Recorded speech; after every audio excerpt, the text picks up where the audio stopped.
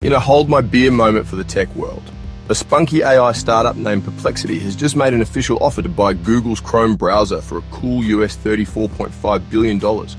So, why the romantic interest all of a sudden? Perplexity says it's all about the public good, user choice, and rescuing the internet from the clutches of, well, Google. They're like that friend who helps by taking your leftovers before they get cold. The timing is, of course, not a complete coincidence given Google's current legal concerns.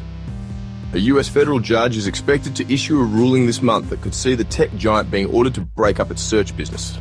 But it's far from a done deal.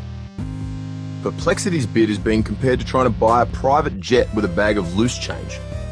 Analysts say Chrome's actual worth is probably 10 times higher. That's either the worst negotiating tactic ever or the most brilliant marketing stunt. So with Google getting poked by a rival and a check for what's basically pocket change on the table, you have to ask, is this a bold business move? The best corporate trolling we've seen all year, or a sign of the growing business cloud of AI companies? For more business news, discover Grafa.com.